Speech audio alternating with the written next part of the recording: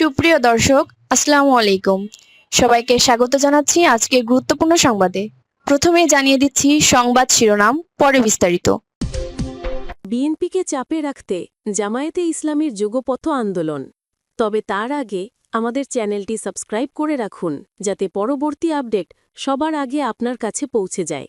নির্বাচনের আগেই সাংবিধানিক সংস্কার কার্যকর করে জুলাই সনদের পূর্ণাঙ্গ বাস্তবায়নের দাবিতে জামায়াতে ইসলামী আন্দোলন বাংলাদেশ, চরমনাই পীরের নেতৃত্বাধীন এবং আরও দুইটি দল যুগপথ আন্দোলনে নেমেছে। রাজনৈতিক বিশ্লেষকদের মতে এই আন্দোলন ভবিষ্যতে জোটে পরিণত হতে পারে। আপাতত এই 4 দলের লক্ষ্য হল ভোটের আগে জুলাই সনদ বাস্তবায়নে সরকার এবং বাংলাদেশ জাতীয়তাবাদী দল বিএনপিকে চাপে রাখা।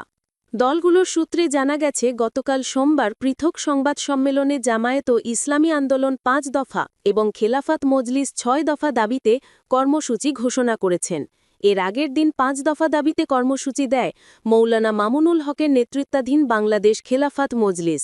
ঘোষিত কর্মসূচি অনুযায়ী দলগুলো জুলাই সনদ বাস্তবায়ন, পিআর পদ্ধতি প্রবর্তন, গণহত্যার বিচার, নির্বাচনে সবার জন্য সমান সুযোগ এবং জাতীয় পার্টির কার্যক্রম নিষিদ্ধের দাবিতে 18 সেপ্টেম্বর ঢাকা, 19 সেপ্টেম্বর বিভাগীয় শহর এবং 26 সেপ্টেম্বর জেলা উপজেলায় বিক্ষোভ সমাবেশ করবে। একই দিনে একই দাবি হলেও দলগুলোর মঞ্চ আলাদা থাকবে। রাজনৈতিক সূত্র জানিয়েছে, নিজাম ইসলামী পার্টিসহ আরও কয়েকটি দল যুগপথ আন্দোলনে যোগ দিতে পারে। শনিবার অনুষ্ঠিত এক বৈঠকে এই 4 দল ছাড়াও এনসিপি, এবি পার্টি এবং গণ অধিকার পরিষদও উপস্থিত ছিল। এই 3টি দলও ভোটের আগে সনদের পূর্ণাঙ্গ বাস্তবায়ন, নির্বাচনে লেভেল প্লেয়িং ফিল্ড নিশ্চিতীকরণ এবং জাতীয় পার্টিসহ বাংলাদেশ আওয়ামী লীগের সহযোগী দলগুলোর কার্যক্রম নিষিদ্ধের দাবিতে একমত ছিলেন। তবে তারা জামায়াত ও ইসলামী আন্দোলনের মতো উভয় কক্ষে নয়, কেবল উচ্চকক্ষে পিআর পদ্ধতিতে নির্বাচন চায়। যুগপথ আন্দোলনে থাকা 2 খেলাফত মজলিসও শুধু উচ্চকক্ষে পিআর চায়। এনসিপি ও এবি পার্টি সূত্র জানিয়েছে, তারা ডানপন্থী ট্যাগ এড়াতে এখনই ধর্মভিত্তিক দলগুলোর সঙ্গে জোট বা যুগপথ আন্দোলনে যেতে চায় না। তবে নির্বাচনের তফসিল ঘোষণার পর সমঝোতা হতে পারে। বিএনপির যুগপথ আন্দোলনের শরিক গণ অধিকার পরিষদও সেখানেই থাকতে চায়। তাদের দাবি, জুলাই সনদের আইনি ভিত্তি দিয়ে নির্বাচনের আগেই তা বাস্তবায়ন করতে হবে। নুরুল হকের নেতৃত্বাধীন গণ অধিকার পরিষদ সূত্র জানিয়েছে, তাদের দাবিগুলো জামায়াতের কাছাকাছি হলেও তারা এখনই জোট গঠন করবে না।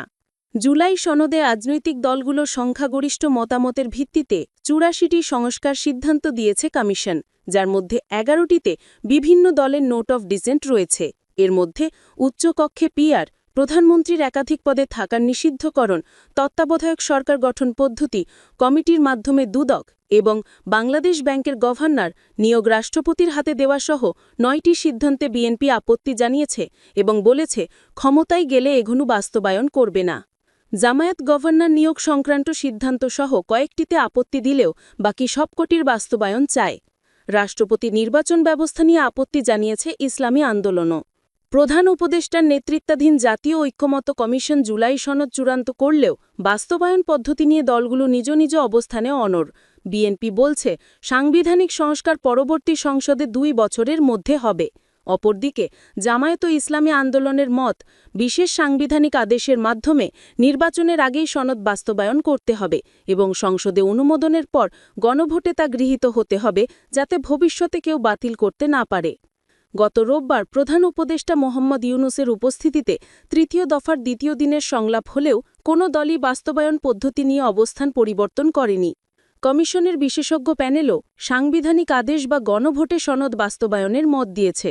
তবে সরকার রাজনৈতিক সমঝোতায় বেশি গুরুত্ব দিচ্ছে এবং কমিশনের মেয়াদ শেষ হলেও আলোচনার ধারাবাহিকতা রক্ষায় মেয়াদ বৃদ্ধির সিদ্ধান্ত নিয়েছে।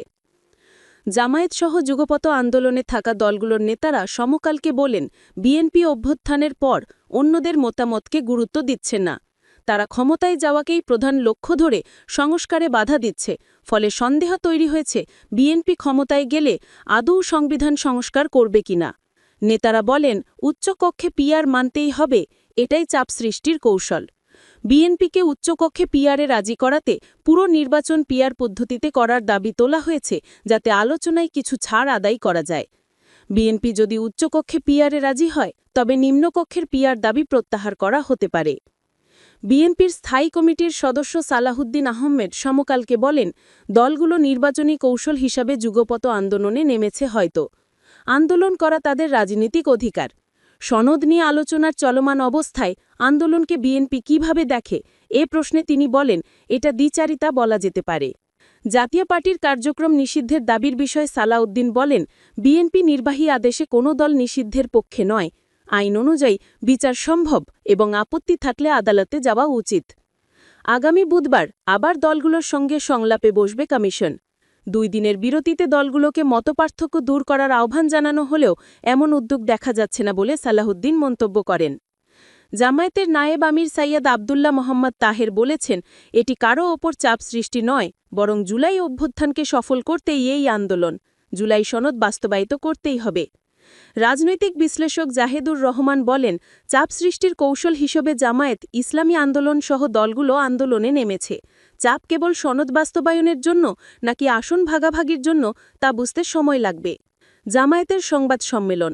গতকাল সোমবার ঢাকার মগবাজারে আলফালা মিলনায়তনে জামায়াতের নায়েব আমির ডাক্তার তাহের বলেন, স্বৈরাচারী শেখ হাসিনা পদত্যাগ করে দেশ ছেড়ে পালিয়ে গেলে সাংবিধানিক শূন্যতা সৃষ্টি হয় এবং অনেক বিধান অকার্যকর হয়ে পড়ে। এমন পরিস্থিতিতে জনগণের অভিপ্রায়ের ভিত্তিতে অন্তর্বর্তী সরকার গঠিত হয়। তিনি আরও বলেন, 31টি দলের মধ্যে 25টি দল পিআরের পক্ষে। পার্থক্য শুধু এটুকুই, কেউ উচ্চকক্ষে, কেউ উভয় কক্ষে পিআর চায়। সরকার আলোচনায় না বসলে ধীরে ধীরে কঠোর কর্মসূচি দেওয়া হবে। সংবাদ সম্মেলনে উপস্থিত ছিলেন জামায়াতের সেক্রেটারি জেনারেল মিয়া গোলাম পারওয়ার, সহকারী সেক্রেটারি জেনারেল আব্দুল হালিম ও হামিদুর রহমান আজাদ। চরমোনাই পীরের জোট ইঙ্গিত। ঢাকার পুরানা পল্টনে দলীয় কার্যালয় সংবাদ সম্মেলনে ইসলামী আন্দোলনের আমির সৈয়দ মোহাম্মদ রেজাউল করিম চরমোনাই পীর বলেন, ইসলামী দলগুলো জোটবদ্ধ হওয়ার কাছাকাছি রয়েছে এবং দাবি আদায় না হওয়া পর্যন্ত ধারাবাহিক আরও কঠোর কর্মসূচি দেওয়া হবে। তিনি বলেন, এনসিপিও এই আন্দোলনের অংশ। তারা জুলাই সনদের আইনি ভিত্তির ব্যাপারে একমত, কিন্তু কিছু রাজনৈতিক পক্ষের আচরণে মনে হয়েছে অভ্যুত্থান হয়েছিল কেবল ক্ষমতা পলাবদলের জন্য। তাই জুলাইয়ের প্রত্যাশা বাস্তবায়নে যুগপৎ আন্দোলনের সিদ্ধান্ত নিয়েছি। তিনি আরও বলেন, জাতীয় পার্টি কোনো স্বাধীন রাজনৈতিক দল নয়, তারা ভারতীয় আধিপত্যবাদী শক্তির এজেন্ট। এছাড়া পল্টনে খেলাফত মজলিসের কার্যালয়ে আয়োজিত সংবাদ সম্মেলনে দলের মহাসচিব আহমদ আব্দুল কাদের 6 দফা দাবি তুলে ধরে বলেন, প্রশাসন ও আইন শৃঙ্খলা বাহিনী নিরপেক্ষ নয়। তারা সাংবিধানিক আদেশে সংবিধান সংস্কার এবং গণভোটের দাবি জানান।